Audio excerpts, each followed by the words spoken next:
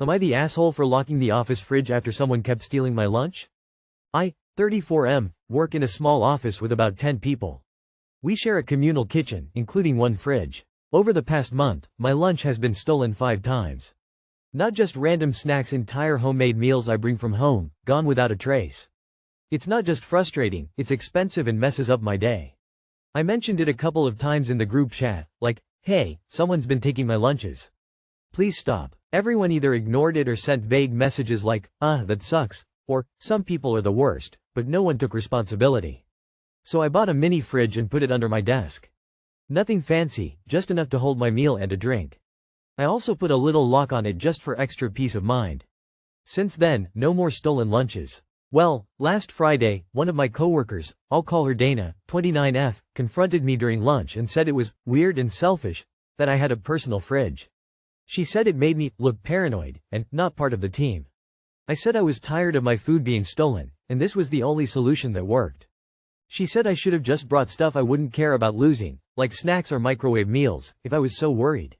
A couple of others have now made little comments like, don't let him see your lunch, he might lock it up, or, we get it, you're special.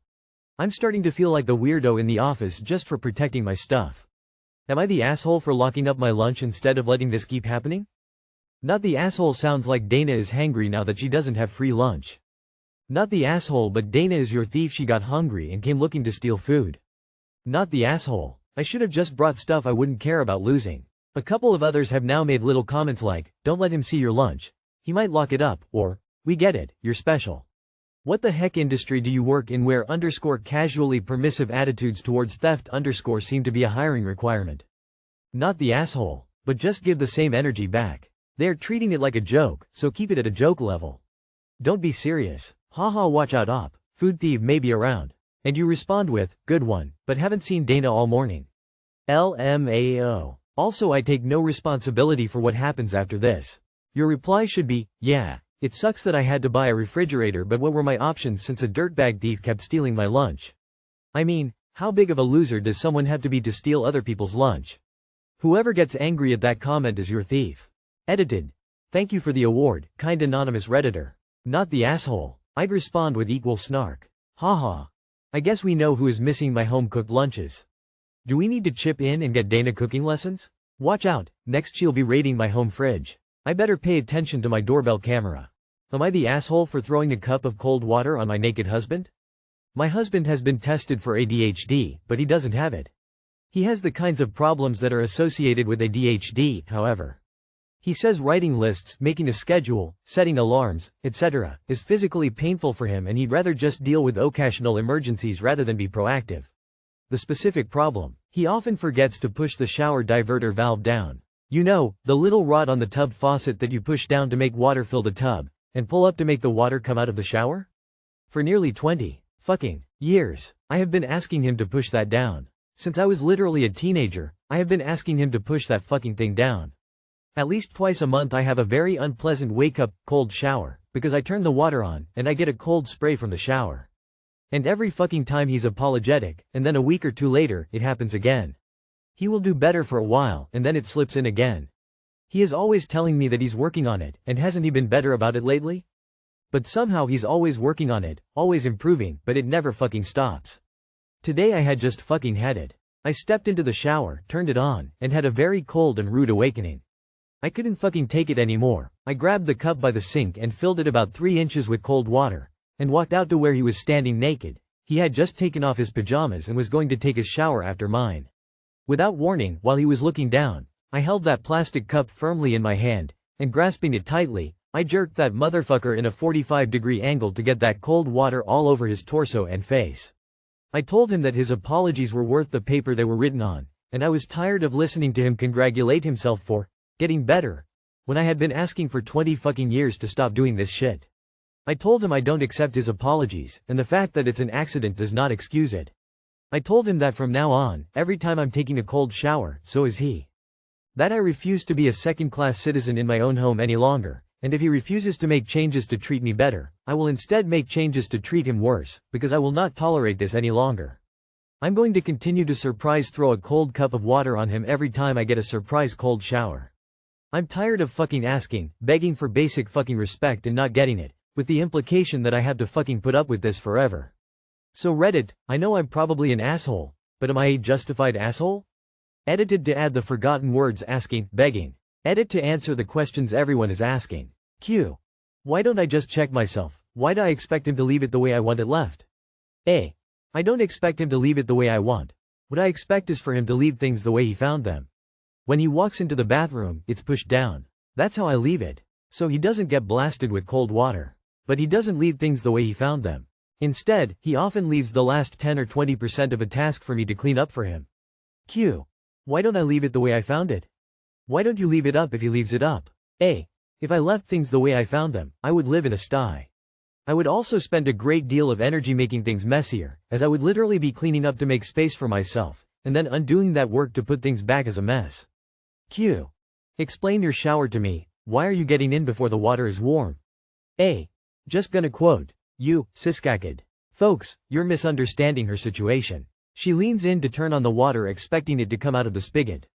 Instead, shower mode is still in place and the water sprays out of the shower and onto her head. It is completely rude of the husband to not switch the water flow back to the spigot when he's finished showering. This is just basic etiquette. You are the asshole. For nearly 20 years you could have learned to take 2 seconds look at it yourself. This is a you problem, not him. Maybe my shower is just shit, but do you really not let it run for a second to warm the water up and stick a toe in to see if it's the right temperature? Sorry, but this seems like it could be a non-issue with a modicum of effort on your part. YTA. You are the asshole. You're an adult. If you want the diverter down, you can press it down. Or you could turn the water on, and then step into the shower. You're an asshole for choosing this hill to die on, and you're an asshole for throwing cold water on your husband. You are the asshole. He often forgets to push the shower diverter valve down. You know, the little rod on the tub faucet that you push down to make water fill the tub, and pull up to make the water come out of the shower? This is a pre-use control, not post-use. Everyone has the choice to take a shower or a bath. That control allows them to select which they want. Only the person going to use the bathroom can make that choice. Why in the world would you expect the person before them to set the rod prematurely? You are the asshole. Why can't you look at the plunger before you get in the shower? Why is it his responsibility to push it down for you? The short answer is that it's not, and while you may have 1,000 valid complaints about your husband and his issues, this is not one. This isn't a question of basic respect. This is you expecting things to be done for you rather than taking that responsibility yourself. If you don't want the cold showers, check the plunger before you turn the water on. It is that fucking simple. It's not about the Iranian yogurt. Am I the asshole for not letting my niece near my daughter's cake? Okay, so my 26F husband's 30M family is really the only family we have. We celebrate holidays, birthdays with only them. My niece, almost 3, is daughter to his sister. She was the first grandchild until my daughter came along. 1. Last week was my daughter's birthday and I refused to let my niece near her cake. Background. My niece is the center of attention for every event. Mother's Day, Father's Day, Christmas, Easter, she makes everyone sing happy birthday to her whenever it's time for dessert. Even for other people's birthday she has to sit in their lap and have happy birthday sung to her with her name in place of whoever's birthday it is, and she needs to blow out the candle of their cake. I just don't want to teach my daughter to do that to others, so I don't want others doing it to her. Mind you, yes, I judge silently in my head, but I've never said anything to her or her mom. Last week was my daughter's first birthday and it was time for the cake. I was sitting with my daughter in my lap and my niece confidently came over to take her place in front of the cake. I had previously told my husband to not let her do this as I wanted my daughter to have her moment and also for photos and videos, etc. So my husband picked her up and moved her away to her mom and said she's not going near the cake. My niece started screaming and wouldn't let anyone sing happy birthday as she was wailing and crying. Everyone was telling me and my husband to just let her stand in front of the cake, what's the big deal, or to let her blow out the candle, but we refused. My mother-in-law ended up taking my niece outside so we could sing happy birthday and get it all over with. Everyone in the family said we were being ridiculous for that and it's not that serious. I agree it's not that serious. I don't care what my sister-in-law does with her kids and how she parents, but I do feel in this situation it was also my parenting style that would be compromised. I grew up with others blowing out my candles growing up and honestly it felt like it took away from my special day. Might be stupid, but I want to make sure my daughter knows her day is for her and her moments are special for her. I know she's one, but still I think better to start from the beginning to set up for future birthdays. Anyway, I don't regret my decision, but am I the asshole? Not the asshole. What is ridiculous is how an entire extended family is terrified of a 3-year-old girl. She won't let you sing happy birthday? She needs to blow out the candle? WTH is wrong with her parents, and the rest of the family, that this child, alone in all the world, is never told no? Jesus, what is going to happen when she's 16? Your sister-in-law is raising a monster and the rest of your family is complicit in it. Not the asshole. Your sister-in-law is raising an entitled brat. She's not teaching her boundaries and basic respect for other people. Her behavior will only worsen as she gets older. When she is no longer invited to kids' birthday parties, her parents are the ones to blame. They're failing her. She needs to be taught that everything isn't about her. Not the asshole. Niece is spoiled and entitled. She's being set up for some serious difficulties in life by her enabling parents. Not the asshole. My sister always got to blow out my candles. I cut my whole family off when they all pitched in and bought her a brand new car on my birthday. Nobody had wished me a happy birthday yet and they had been weirdly silent on me for a couple of weeks, so I was low-key expecting some sort of birthday surprise when my sister posted on social media photos with her new car and how grateful she was to her family members for buying her first ever new car. She's been through dozens of used cars. I know it's not about material things, but I'm trying not to cry typing this out now, and that happened years ago. Anyway, my point is you are not the asshole and thank you for standing your ground. Your niece is a young kid, but she is definitely old enough to be taught that the world doesn't revolve around her, and this occasion was a perfect start. You are absolutely not the asshole.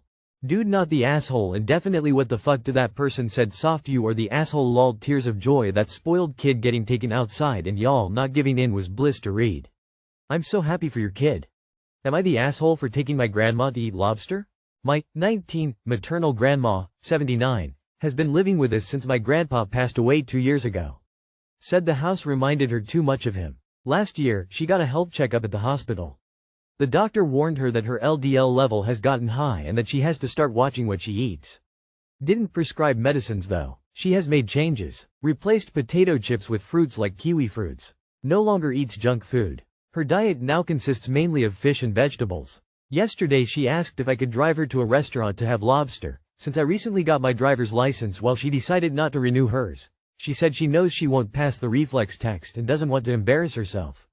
I hesitated and she said that just one meal wouldn't hurt after her new diet, and that she is going in for a checkup at the end of this month anyways. So I took her there. But my mom was upset when she found out and said that it always starts with just one meal, and I should spend more time thinking before doing something. Not the asshole. It always starts with just one meal. My girl is 79. She is not starting anything at this point. She's been enjoying lobster, and it's her prerogative to keep it up. Your grandmother is 79 and an adult. As long as she's of sound mind, it's not your place to police her diet. She's not doing this every day, and her problem is so borderline that they haven't even put her on meds. What else is there to live for if you can't even have a nice cheat meal every once in a while? Not the asshole. My grandmother lived to 103. In her last year of life I was lucky enough to live close by. Once a week I took her for a bacon cheeseburger and a Dr. Pepper. It was the highlight of her week. My aunt would get so mad. You'll kill her eating that. Death at 103 by bacon cheeseburger sounds like a good way to die.